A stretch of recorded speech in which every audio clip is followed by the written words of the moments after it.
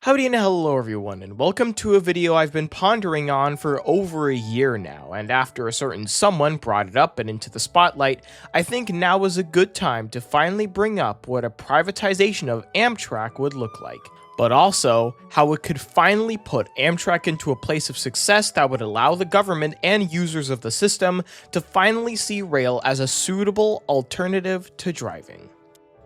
Now, before I start on this video, I must point out now, before people start yelling in the comments, I do not expect any of what I'm discussing here to happen anytime soon.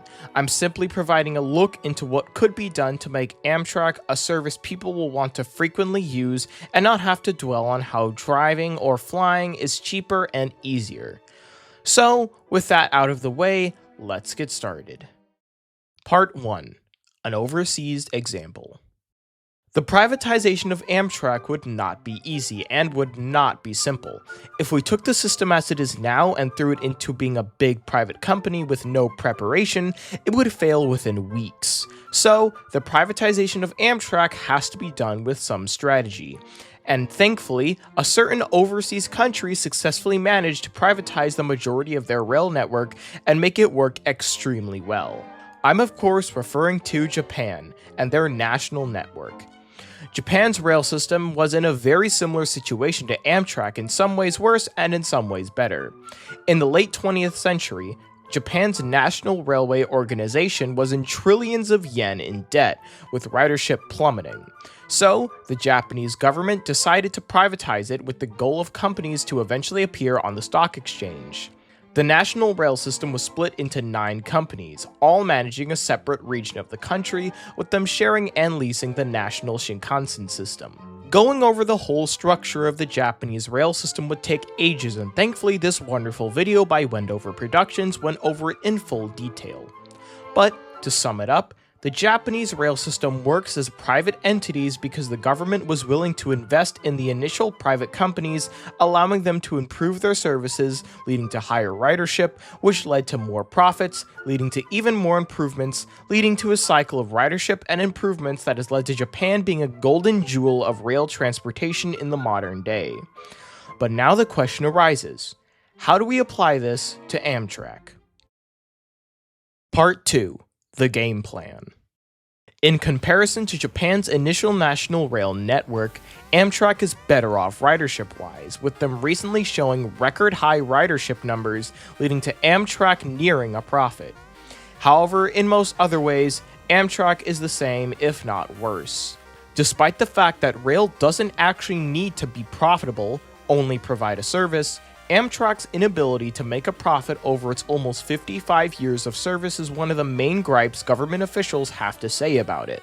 Amtrak's horrible equipment and capacity issues are also a major problem. Their lack of owned or at least priority on right-of-ways is also a major reoccurring issue. And the two main issues being cost and travel times are ever present, with Amtrak often taking longer than driving, with it being far more expensive.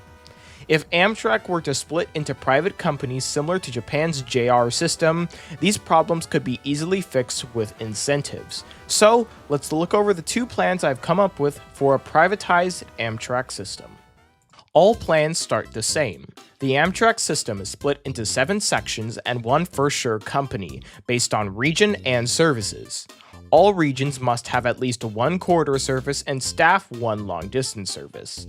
I'll get into the long-distance stuff later because it requires its own special description of operations. The regions would be dubbed as the following: Amtrak California, Amtrak Cascades, Amtrak Deseret, Amtrak West, Amtrak Midwest, Amtrak South, and Amtrak Northeast. Now, this is where the 2 plans split off.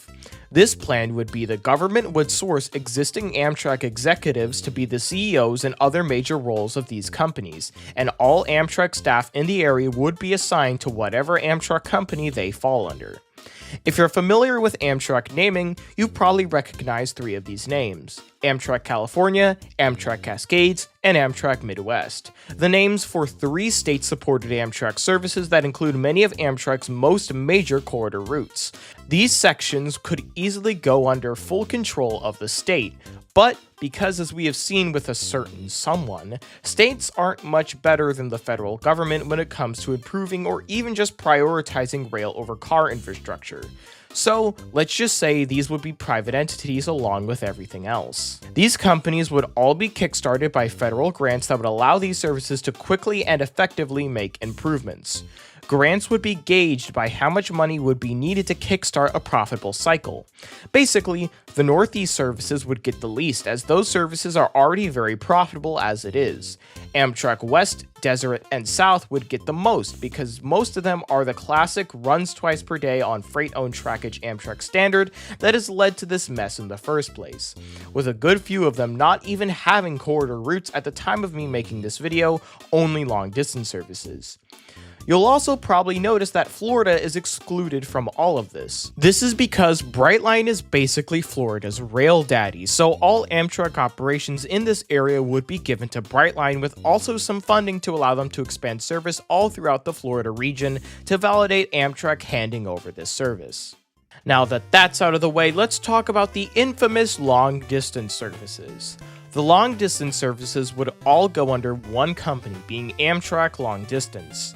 Amtrak Long Distance would have the purpose of providing equipment, schedules, and maintenance, along with routing for all long-distance services, with the other 7 companies providing basically everything else. The reason why we aren't just getting rid of the long-distance services because all are unprofitable, with all but one being horribly unprofitable, is 1, because long-distance services are in many cases the only car alternative for many small towns along their route, and 2, because there is literally a US law stating that these services cannot be abolished because of that, so we have to do something about them. This company would be kind of similar to how Amtrak is now, but would be more on the private side. Basically, the government would provide funding to keep the service operating, with hopes that over time, and with the help of the other 7 companies, the service would start to need less and less help from the government as service gets more and more efficient. Here's an example of how these long-distance services would operate. We'll use the Coast Starlight, which runs from Los Angeles to Seattle, for the example. Amtrak Long Distance would provide equipment, collect all tickets, and perform maintenance at Los Angeles, Oakland, Portland, and Seattle for all long-distance equipment. Amtrak California would provide staff for all Californian crew bases, and all south from Klamath Falls. And Amtrak Cascades would provide all staff for everything north of Klamath Falls. Basically, the operating cost is distributed among all companies involved to lessen the blow on the long-distance company. Now, before we move into the second option, you're probably thinking, well, profitability would still be hard for all of these companies and routes because passenger rail is already extremely hard to make profitable. Well, my fellow viewer, this is where we talk about the main way besides tickets passenger rail companies can make money. That being real estate. Moving back over to Japan, the JR companies I mentioned highly dabble in real estate to drive up profitability, with many owning full-on resorts that are directly next to their stations, allowing them to not only collect the money from the train tickets to the resort, but also the money spent on rooms, leisure in the resort, and any other resort-owned ways to make a profit. There's even an example of this in the US with Brightline.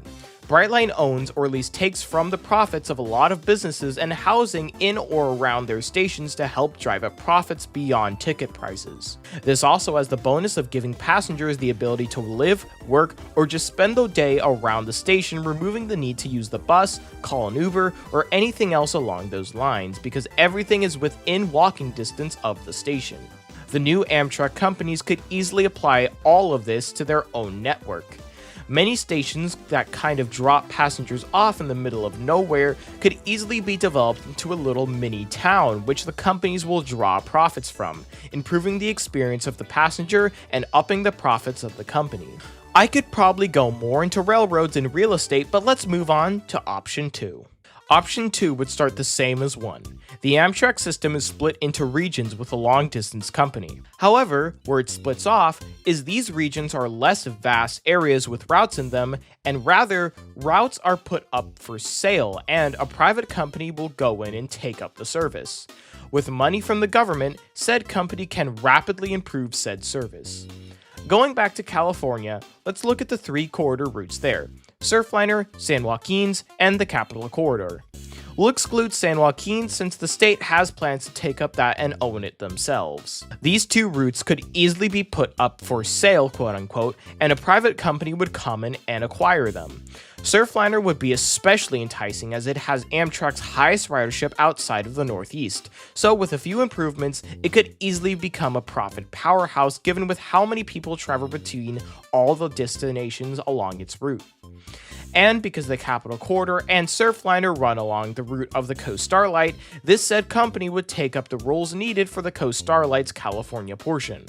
Said company would have the option of only buying Surfliner or only buying Capital Corridor, and if they were to do this, they would only take up the long distance rules for whatever portion they acquired. While routes are waiting to be taken up, Amtrak will continue to operate said routes until a company comes along to acquire it. That way, there isn't a sudden pause in nationwide services. So, either way with these 2 plans, if all goes well, Amtrak will be privatized with the goal to make transit efficient and profitable. Part 3. Operations a decade in. Once operations are fully up and running, and hopefully running well, I'd imagine rail in the US would not only begin to see more riders but also just more general enthusiasm from the public and the government for any future rail projects now that it's been proven rail can work in the US. Rail funding would seem less like an uphill battle fighting with politicians and more like how funding for roadways work today, which barely anyone notices it's even happening. All they see is improvements appear as they continue to use the system.